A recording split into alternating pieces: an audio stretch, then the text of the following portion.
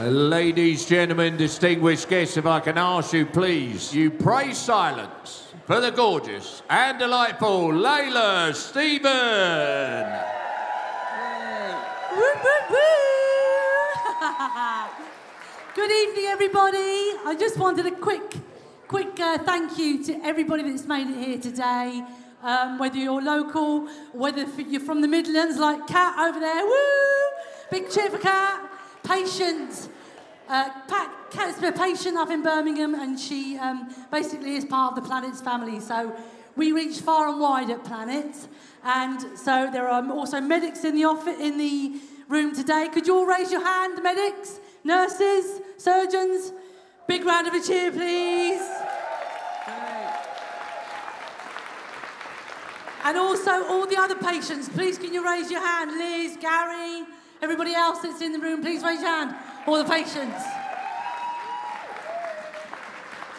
That's what makes the Planet's family, and we are very, very proud that now in our 11th year, we're still going and we're still having incredible fun. I'm not going to say too much because you can't possibly take me seriously looking like this. But one thing I do have to do is thank my partner in crime, my little Robin. Where is she? Jo! There she is! Big cheer for Jo, please. Now, we look like a big charity. There you go. That's a little bottle of water for you. We look like a big charity online. We look like a big, huge £1.8 million raising charity. But actually, behind it all, it's just Jo and I. So, big up us, yes. And the reason why we're so dedicated and so we achieve so much that we do is because of the driving force behind us, who is no other than the legend, what is Mr. Neil Pearce. And I'm handing you over to him right now. Neil Pearce. Bless you. So, I assume that's my cue to say something. Yes. Yeah, well, I'm not very good at speeches, so this one is kind of living on a prayer, which, no, there's nothing wrong with that. I had thought that I would perhaps go up behind the drums tonight and look like Roger Taylor from Queen, who I actually have a personal connection with from my very brief and ill-fated neurosurgical career, as I was responsible for the death of his father. But it's only a minor matter, and I was only training, so I think we can just put that down as one of my early patient safety experiences, which fortunately I learned from. And in years to come, I did become better. Anyway, we're celebrating the 1980s at the moment, aren't we? But we're looking forward, because when I started my training, it was the 1980s, and the results for a lot of the cancers that we operated on were truly dismal, absolutely appalling. You wondered why we put people through it. Why did we operate? Why did we give them the chemo that didn't work? Why did we do those things that just made them feel terrible for so little benefit? And 25 years went by, and I was a consultant myself.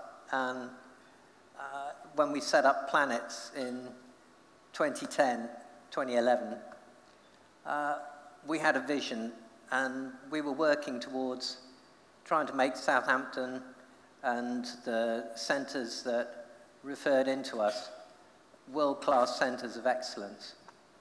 And Planets has always been about putting the icing on the cake, trying to help us make that difference so that we're not just one of the NHS also-rans that is contributing to putting us 32 out of the top 40 for cancer survival in the Western world.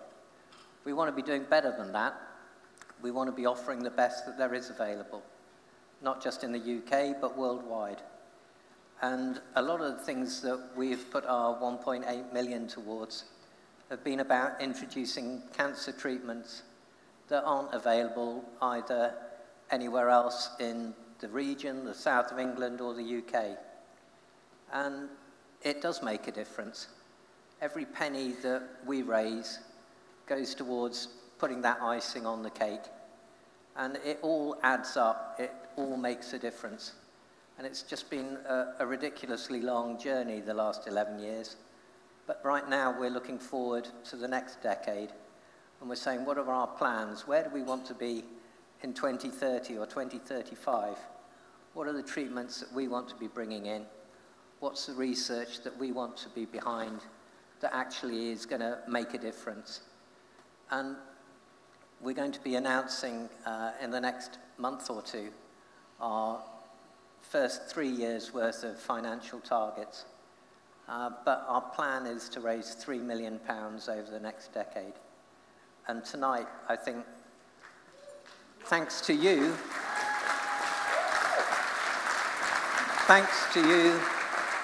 tonight we're going to raise the first million.